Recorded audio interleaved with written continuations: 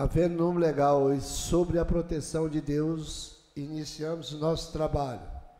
Está aberta a sessão. A presidência convida o nobre deputado Luiz Paulo para fazer a leitura da sessão anterior.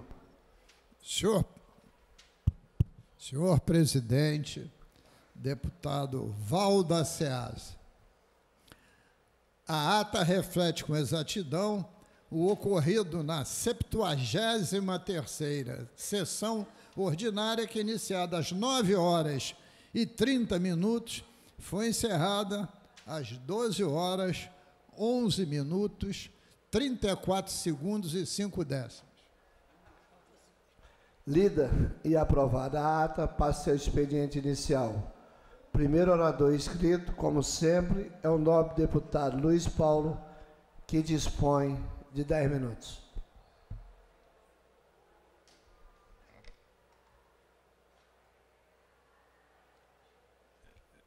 Senhor presidente, deputado Valda Ceasa, senhoras e senhores deputados que nos acompanham pela TV Alerj,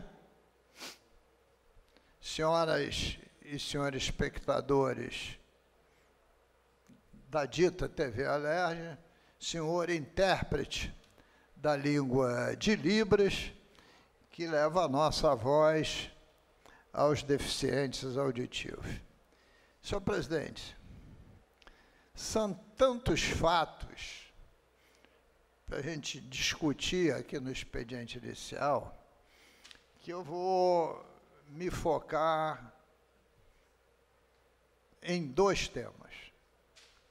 Primeiro, que na semana passada, o governador do estado, Cláudio Castro, ele sancionou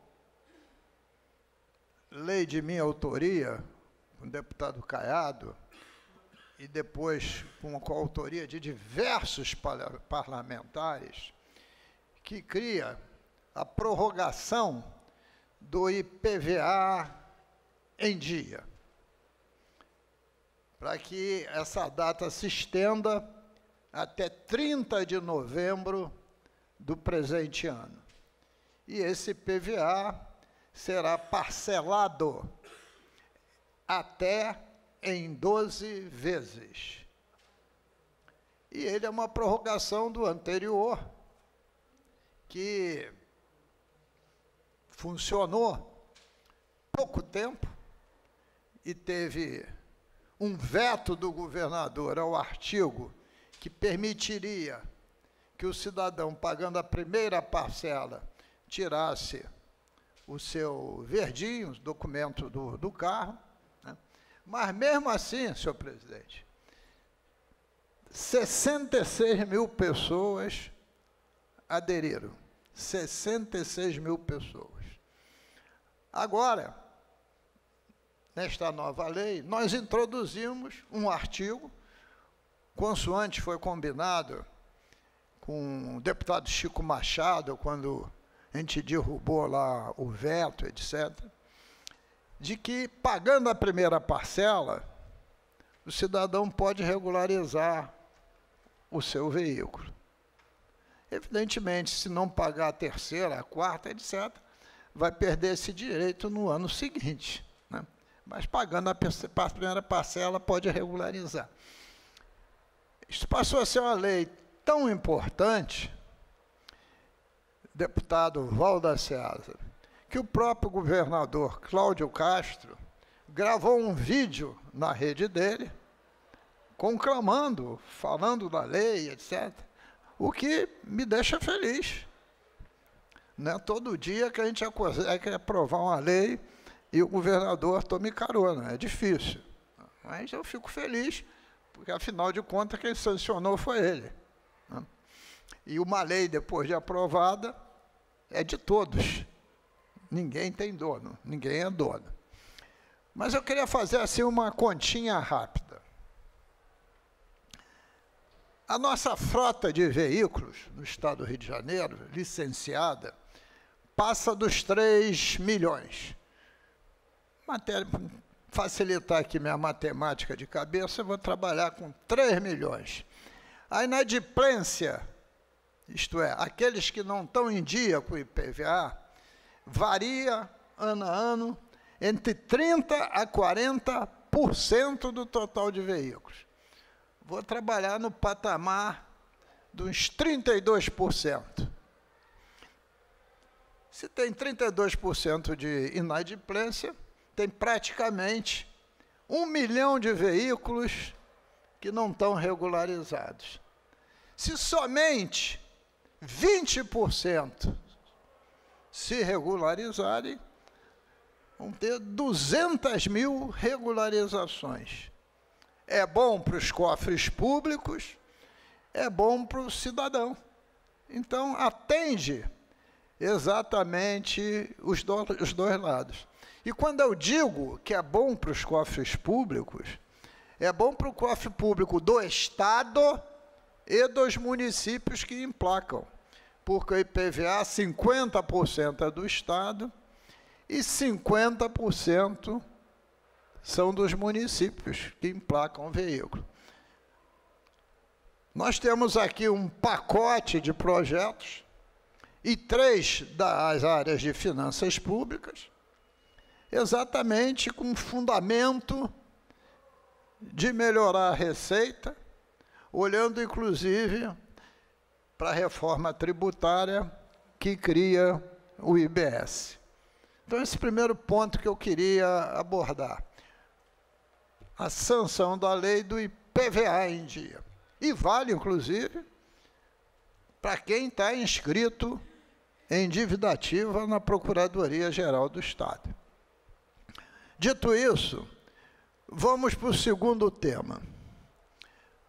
Plano de cargos e salários. No semestre passado, chegou à casa um projeto de lei enviado pelo senhor governador, como determina a Constituição, tem que ser iniciativa do Poder Executivo, estabelecer uma tabela de remuneração nova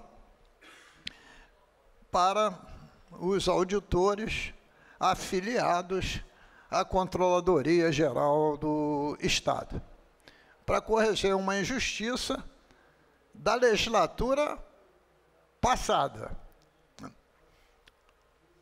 Mandou esse projeto, ele não veio à pauta no semestre passado, exatamente que éramos sabedores, né, que a Assembleia ia ser extremamente demandada. E a Assembleia sendo demandada, ela reclama, esperneia, mas a iniciativa obrigatoriamente tem que ser do governador. Quando eu digo Assembleia, eu digo os deputados, inclusive eu. Bom, e finalmente decidiu o Colégio de Líderes, principalmente o presidente da Casa, trazer o projeto à pauta. E está na pauta no dia de hoje. E diversas categorias profissionais, justa e corretamente, na sua luta, querem que os deputados promovam emendas exatamente para trazer a categoria para o mesmo projeto. Porque é melhor discutir do que não discutir. Eu tenho dito a todos que eu não ia produzir emendas. Por quê?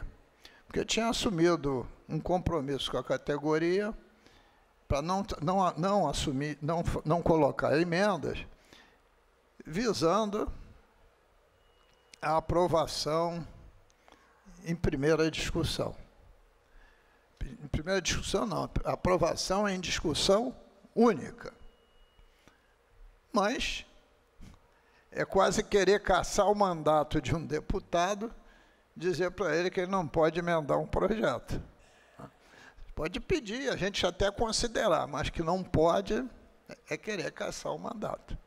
E seguramente, pelas demandas que eu já recebi, eles vão ter emendas. Esse projeto vai ter emendas. Estou falando no plural, emendas. E vai ter que retornar à pauta.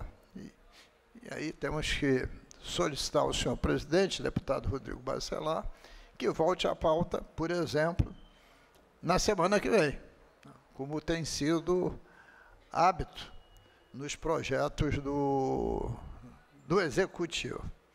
Então, veja só. De outro lado, o projeto da Polícia Civil recebeu centenas de emendas. Centenas de emendas. Aí o Executivo reclama e critica o Parlamento que o projeto recebeu emenda demais. Veja que contradição. Mas assim caminha a vida. Porque o dever do Parlamento, entre outros deveres, que eu acho o essencial, o dever essencial do Parlamento é fazer a fiscalização do Poder Executivo, que tem o rótulo bonito, constitucional, do controle externo da administração pública. E para fazer esse controle externo, tem determinadas categorias que são fundamentais. E são essas categorias que estão demandando. E, evidentemente, que a área da segurança pública é outro papel fundamental. Porque, sendo a área, a política pública mais frágil, não só desse governo, como de outros que já passou, o que mais a gente quer é o fortalecimento da Polícia Civil e da Polícia Militar. E o que chama-se fortalecimento? Um quadro concursado,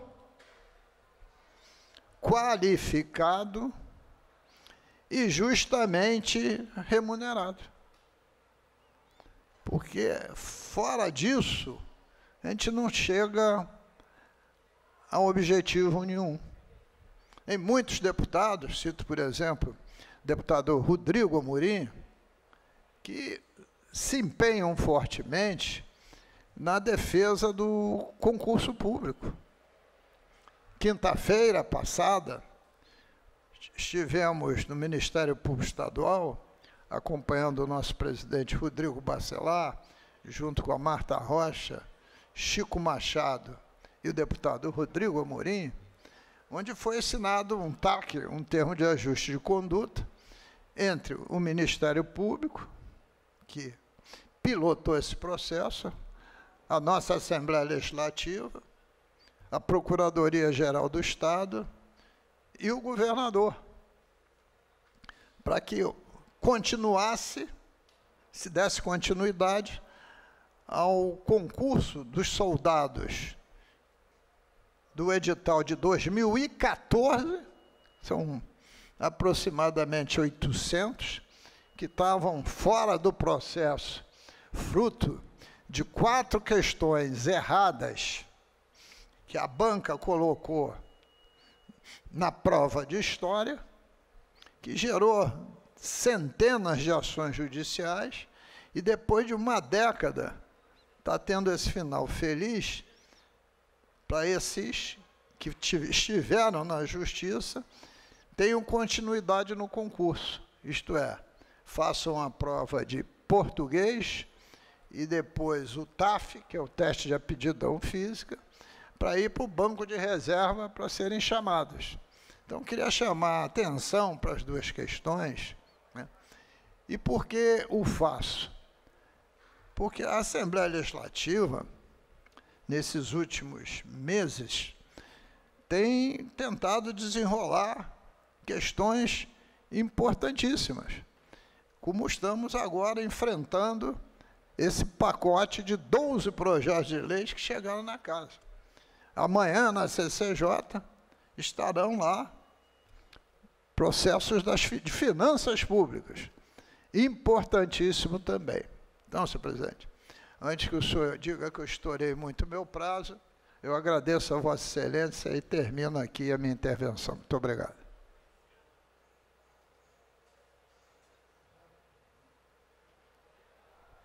Jamais, Luiz Paulo, você dá uma aula para a LERJ. Não havendo mais oradores inscritos, a presidência suspende a sessão até às 15 horas, quando retornaremos com a ordem do dia. Está suspensa a sessão.